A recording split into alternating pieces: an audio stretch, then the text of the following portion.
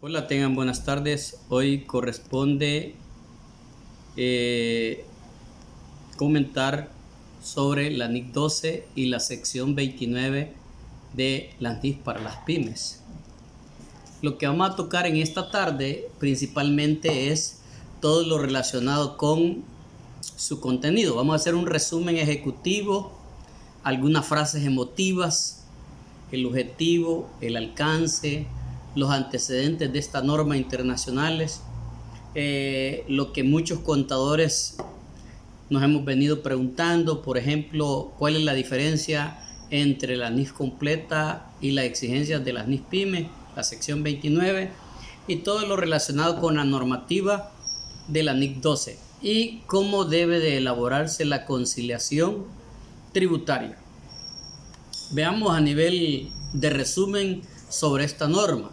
Sin antes, mi primera sugerencia, no se les olvide tener en mente los 4 elementos básicos normativos que todo contador público, todo estudiante debe de tener al momento de estudiar cualquier norma.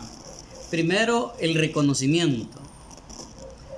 ¿Cuándo vamos a reconocer una transacción que tenga relación con los impuestos como un activo, como un pasivo, en resultados como un gasto o como un ingreso? También tenemos que tener presente la medición inicial, que debe ser al costo, y la medición posterior, que es el valor razonable, después de estudiar y evaluar lo que hemos reconocido y medido inicialmente para efectos de presentación en las cifras contenidas en los estados financieros. Vamos a evaluar cuál es la verdadera razonabilidad del valor que debemos de presentar al 31 de diciembre de cada ejercicio. Además, tenemos que ver la presentación en los estados financieros a nivel de impuestos. Y por último, ¿qué debemos de revelar? En cuanto a la revelación, tenemos que tener 2 áreas bien importantes: la parte de la política contable y la parte de la nota explicativa. Ahora, ¿cómo podemos resumir esta norma? Los impuestos a las ganancias principalmente son un gasto operativo de la mayoría de las entidades o empresas, y como tal han de quedar revelados en los resultados operativos de la empresa. Sin embargo, a la hora de la contabilización de estos impuestos, se complica el hecho de que en nuestro país la mayoría de ingresos y gastos reconocidos bajo NIF en nuestros estados financieros no corresponden o difieren a lo reconocido fiscalmente en el periodo determinado. En pocas palabras, los cambios en las políticas y estimaciones contables provocan desfase tanto en el ámbito contable como en el ámbito fiscal, situación que hay que conciliarla mediante un diferimiento de los impuestos. Un ejemplo bien clásico: artículo 31 de la Ley del Impuesto de la Renta y la sección 10 correspondiente a las políticas contables. Hay que hacer una estimación para aquellas cuentas de dudosa recuperación. Según el artículo 31, por el hecho de ser una estimación, esta estimación no es deducible. El artículo 29-A no es deducible ese gasto, pero la norma me exige el verdadero valor razonable que yo tengo que considerar a la hora de su recuperación de las cuentas por cobrar. Por lo tanto, la contabilidad va a revelar la razonabilidad del saldo, no así para propósitos fiscales. Esa diferencia temporaria que la norma internacional me exige y que para propósitos tributarios es no deducible, por lógico, porque es una estimación, eso da como esencia básica una diferencia temporaria entre la parte contable y la parte fiscal, y de eso se trata. Ahora veamos algo que nos levante el ánimo. La cosa más difícil de entender en este mundo es el impuesto a las ganancias. ¿Cuál es el objetivo de esta norma? Vamos a analizar las directrices establecidas en la NIC 12 y en la sección 29 sobre el tratamiento contable sobre el impuesto a las ganancias, que en El Salvador se le llama impuesto sobre la renta. Como principal problema tenemos el cómo tratar las consecuencias actuales y futuras en dos conceptos bien importantes. Primero, la recuperación en el futuro del saldo en libros de los activos y los pasivos que han sido reconocidos en el estado de situación financiera, y las transacciones y otros sucesos del ejercicio corriente que han sido también objeto de reconocimiento en los estados financieros. Otro objetivo es, tras el reconocimiento por parte de la empresa en su registro contable de cualquier activo o pasivo inherente a la expectativa de recuperar el primero o liquidar el segundo por los importes en libros, figuran en los respectivos rubros cuando sea probable que la recuperación o liquidación de los valores contabilizados vaya a dar lugar a pagos fiscales o futuros mayores de los que tendrían sin tal recuperación o liquidación no tuviera consecuencias fiscales. La NIC 12 y la sección 29 exige que las empresas reconozcan un activo o un pasivo por el impuesto diferido. Otro objetivo es que existen transacciones con efecto tributario. Ejemplo, les mencioné la estimación para cuentas de dudosa recuperación. La otra es aquella depreciación acelerada que no coincide con el artículo 30 de la ley. Por ejemplo, si a mí me dicen que un vehículo lo tengo que depreciar según la tabla tributaria del artículo 30, me dice en 4 años, es decir, el 25%, pero de acuerdo a las políticas de la empresa, ese vehículo va a durar 2 años, o sea que lo voy a depreciar al 50%. Esa diferencia entre el 50% y el 25% me va a causar una diferencia temporal. Y eso es lo que me provoca un impuesto a diferir. Quiere decir que el efecto en el impuesto sobre la renta y en los activos y los pasivos diferidos que se pagarán o se van a recuperar en el futuro. Veamos el alcance de esta NIC. La NIC 12 debe ser tratada o aplicada en la contabilización del impuesto a las ganancias para propósitos de la NIC 12. El término de impuesto a las ganancias hace referencia a todos los impuestos, ya sean estos nacionales o extranjeros, que están relacionadas con la ganancia sujeta a imposición. Incluye también otros tributos como las retenciones sobre los dividendos, que es el 5%, que se pagan por parte de una empresa dependiente cuando se procede a distribuir o se ha tomado el acuerdo en Junta General para distribuir las utilidades en concepto de dividendo a todos sus inversionistas. Otra cosa bien importante es que los impuestos sobre la renta, sobre las ganancias, va a incluir lo siguiente: va a afectar a todos los impuestos que aplique a las ganancias, es decir, el impuesto a la renta, otros tributos, retenciones en la fuente, si se llegara a dar en El Salvador, que eso fue declarado inconstitucional. ¿Se acuerdan el 1% de anticipo mínimo al impuesto de la renta? Si se llegara a dar, acordémonos que eso tiene consecuencias en el impuesto de la renta, y retenciones sobre el impuesto de la renta que se le va a realizar a las utilidades en concepto de dividendos. Veamos algunos antecedentes.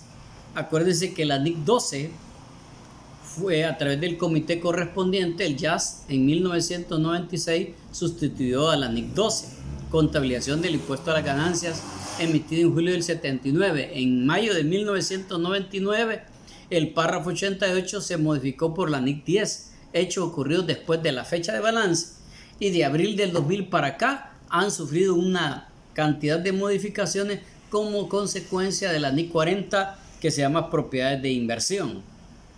Veamos algunas definiciones, que esto es lo que tiene sabor. Resultado contable, ¿qué voy a entender? De acuerdo a normas internacionales de información financiera de las NIF para las pymes, ¿es la utilidad neta o pérdida neta? ¿Cómo la voy a obtener? Fácil, ingresos menos gastos, estoy frente a la utilidad neta o pérdida neta. ¿Qué debo de entender por ganancia fiscal? Tomando la normativa tributaria, es decir, la ley del impuesto a la renta y el código tributario y sus reglamentos respectivos, tengo que identificar cuál es la base imponible. Es la utilidad neta más o menos las partidas conciliatorias, es decir, todo aquello que se considera exento, aquellos ingresos exentos y todos aquellos gastos no deducibles. ¿Qué voy a entender por gasto de impuesto a la renta? Va a ser el impuesto a la renta corriente más el impuesto a la renta diferido. Es decir, que voy a tener dos tipos de imputaciones. El cálculo del impuesto corriente según normas internacionales más el impuesto a la renta que yo voy a diferir. ¿Qué debo de considerar como impuesto corriente? Va a ser el valor a pagar o a cobrar del ejercicio. ¿Qué debo de entender por pasivo por impuesto diferido? Este se genera por diferencias temporales, principalmente imponibles, o pueden ser también lo que nosotros le llamamos el impuesto diferido, pero de naturaleza deducible. Quiere decir que un activo por impuestos diferidos puede ser proveniente de diferencias temporarias imponibles, que me va a generar un pasivo, o puede ser una diferencia temporaria deducible que me va a generar un activo y que en el futuro voy a poder compensar con créditos o con débitos según la naturaleza de cada una de las cuentas. ¿Cómo se diferencia si yo voy a aplicar NIF versión completa o la sección 29? Eso va a depender de la naturaleza de las empresas.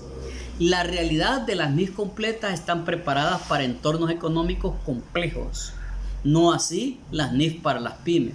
Quiere decir que si nosotros adoptamos la NIF versión completa, vamos a tener excesivamente costos poco familiares para los preparadores de los estados financieros. Quiere decir que cuando estoy hablando de NIF versión completa, estoy hablando de las NIF, estoy hablando de las NIC, estoy hablando de las SIC y estoy hablando de las EFRIC. Pero si yo estoy hablando de las NIF pymes, estoy hablando prácticamente de 35 secciones, que es este librito. No así la parte A y la parte B de la NIF versión completa. Quiere decir que cuando yo comento de la NIF para las pymes, estoy hablando de principalmente de secciones o títulos. ¿Cómo voy a hacer para distinguir cuándo yo voy a estar frente a la aplicación de la NIC 12? Principalmente van a tener que tener presente todo lo relacionado con la NIC 39 cuando ustedes hacen la estimación por incobrabilidad, la NIC 2 de los inventarios por la estimación por obsolescencia, la NIC 16 propiedad, planta y equipo, que es la sección 17, por la depreciación, la NIC 37 provisión de activos y pasivos contingentes y la NIC 18 que se refiere a los ingresos. Veamos la conciliación tributaria. Hoy tengo que elaborar una matriz. En la parte central voy a poner el concepto o naturaleza que le dio origen al impuesto. En las primeras columnas voy a vaciar el cálculo del impuesto según NIF y en otra columna voy a conciliar con el cálculo según las leyes tributarias, es decir, la ley del impuesto de la renta y el código tributario. Si yo comparo ambas conciliaciones, eso me va a salir las diferencias temporarias, que es la base imponible, que al aplicar la tasa que le corresponde a la empresa, me va a dar ya sea una diferencia temporaria deducible o una diferencia temporaria imponible. La diferencia temporaria deducible me va a generar un impuesto a diferir de naturaleza activo y un impuesto calculado de una diferencia temporaria imponible me va a generar un activo por impuestos diferidos. Quiere decir que el impuesto sobre la renta es un gasto devengado más que por lo general se presenta en último renglón de los gastos. Y así vamos a tener el resultado contable anual, que es igual a los ingresos contables menos los gastos contables. ¿Cómo voy a preparar la conciliación tributaria? De acuerdo a la sección 29 y la NIC 12. Define la base imponible como la ganancia o la pérdida de un ejercicio de acuerdo a la norma establecida por la autoridad fiscal. En nuestro país es la ley del impuesto sobre renta, el código tributario y su reglamento, sobre los que se calcula en el impuesto, ya sea a pagar o a recuperar. ¿Cuándo es el momento de registrar las operaciones de ingresos y gastos? Que se presenta o se presentará lo siguiente: la normativa contable va a ser igual a la normativa tributaria. En este caso tenemos el estado financiero y el estado de resultados. Y la normativa contable es diferente a la normativa tributaria, principalmente cuando nosotros contamos con los estados financieros, el estado de resultados, y al cotejarlo me va a salir las diferencias, en este caso temporarias.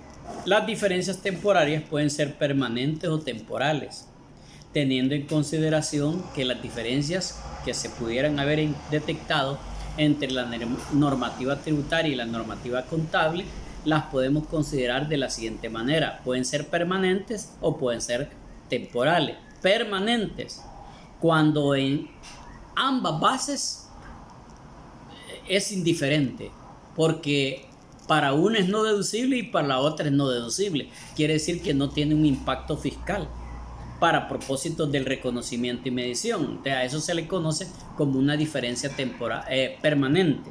No así las diferencias temporales, las cuales anteriormente mencionamos que pueden ser imponibles y deducibles. Cuando yo estoy frente a una diferencia temporaria, se va a presentar entre la base contable y la base tributaria, la que liquidará o va a deducir en periodos futuros. Y esto existen dos tipos de diferencias. Por eso es que estoy insistiendo. Las diferencias temporales, imponibles, valores que deberán de cancelarse con el impuesto sobre la renta de periodo futuro. Pocas palabras. Una diferencia temporaria imponible me genera un impuesto diferido pasivo. Diferencias temporales deducibles. Deberá disminuir el impuesto sobre la renta en periodo futuro y como consecuencia me va a generar un activo por impuestos diferidos. Bueno, prácticamente yo lo que les puedo mencionar es que las diferencias temporales se van a dar cuando la base contable importe en libros de un activo o un pasivo es diferente a la base fiscal. Les voy a dictar 7 diferencias temporarias. 1, la estimación por incobrabilidad. 2, la depreciación. 3, los arrendamientos financieros. Échenle una leidita a la ley de arrendamiento financiero y van a ver que para el arrendatario no es deducible la depreciación, pero para el arrendador sí es deducible. Eso me causa una diferencia temporaria, ya sea deducible o imponible. ¿Qué debo de tener presente a la hora de hacer un cálculo fiscal? Principalmente el monto atribuible del activo o del pasivo para efectos tributarios. Y mientras que la base fiscal, ya sea activo, es el importe que va a ser deducible fiscalmente de los beneficios económicos que obtenga la empresa en el futuro. Ejemplo, voy a tratar de subírselos para que ustedes me lo elaboren y teniendo presente que la base fiscal le mencioné de un activo o de un pasivo. La base fiscal que me va a generar un activo es el importe que será deducible fiscalmente en los beneficios económicos que obtenga la empresa en el futuro. No así la base fiscal que me genere un pasivo. Es igual a su importe en libros menos cualquier importe que eventualmente sea deducible fiscalmente respecto de tal partida en ejercicios futuros. ¿Cuándo los vamos a reconocer y los vamos a medir estos activos? Por impuestos diferidos. El impuesto corriente se va a registrar por el valor que se espera aplicar o pagar en el ejercicio corriente. Quiere decir que determino mi utilidad, disminuyo la reserva legal, aumento los gastos que de conformidad a la base financiera me lo permite no deducírmelo, determino la base imponible, aplico la tasa, ya sea el 25 o el 30%, y determino el impuesto. A eso le llamo impuesto corriente. Impuesto diferido se registra por el valor que se espera aplicar o pagar en el futuro, teniendo presente la base, que puede ser una diferencia temporaria deducible o una base temporaria imponible. Y eso me puede generar la base imponible, me puede generar a través de las diferencias temporarias, ya sea un activo por impuestos diferidos o un pasivo por impuestos diferidos. Siempre debo de tener presente las tasas. El impuesto corriente, exceso pagado por exceso, es decir, que yo determino mi impuesto de la renta, le disminuyo el pago de cuenta y me quedo un exceso. Eso va a ser para años posteriores, va a ser un crédito a utilizar en los próximos periodos. Pero también cuando yo formule el impuesto sobre la renta, me puedo dar cuenta que perdí. Quiere decir que todos los pagos a cuentas que yo hice durante todo el año, voy a podérmelos acreditar en próximos periodos. Quiere decir que un impuesto diferido nace cuando la base contable es distinta a la base fiscal. A eso me va a generar una diferencia temporal y lógico me va a dar un impuesto sobre la renta a diferir y poderlo utilizar en el futuro. La propiedad, planta y equipo es uno de los elementos a través de la depreciación que me puede generar una diferencia temporaria y me genere un impuesto sobre la renta, ya sea diferido.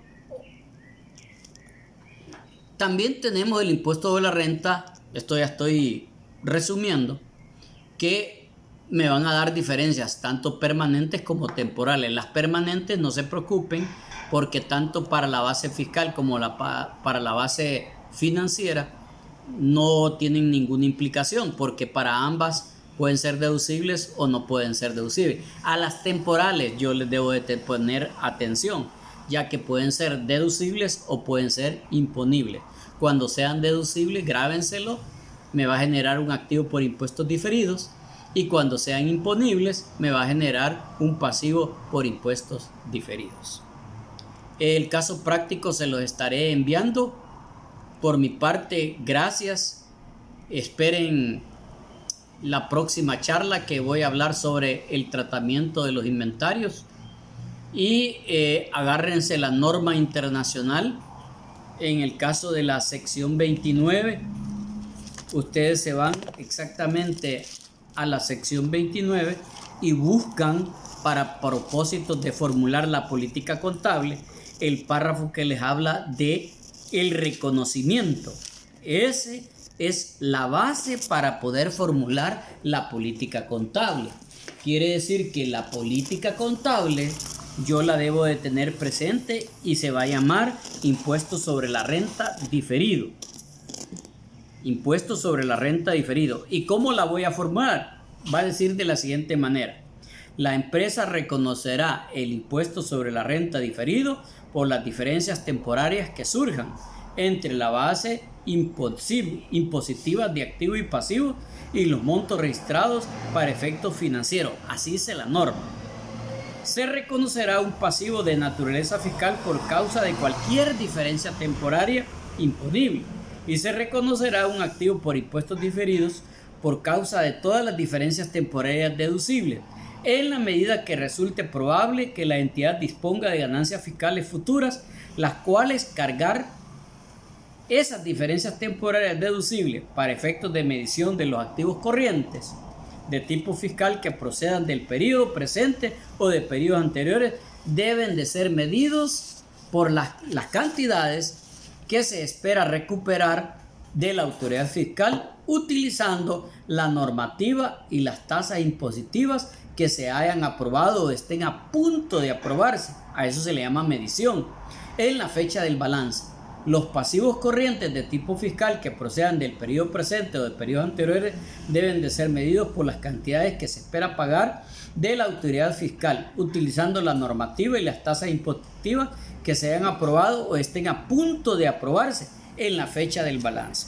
En pocas palabras, quiere decir que yo tengo que buscar en la norma internacional el reconocimiento. Si no está el reconocimiento en la norma, me voy a la sección 2, donde dice reconocimiento de activos y pasivos. De luego me voy a la medición, que prácticamente la medición está en el párrafo 29. Ustedes se van a la parte de la sección 29 y van a encontrar en el párrafo 29.4 el reconocimiento y medición de los impuestos corrientes. Ojo, esa es la base para poder formular la política contable. Y luego se van a el párrafo que se denomina el párrafo 29.22 y está la medición de los impuestos corrientes y diferidos, que les va a servir de base para la formulación de la política contable. Luego se van al párrafo 29.23 y está la reconsideración de los activos y pasivos diferidos. Y el párrafo 29-27 está la medición de los impuestos diferidos. Y por último, se van al párrafo de la información a revelar. Eso es para formular la política contable y la nota explicativa. Gracias. Les voy a subir los casos prácticos. Principalmente son 6. El que me los elabore, éxito. Felicidades.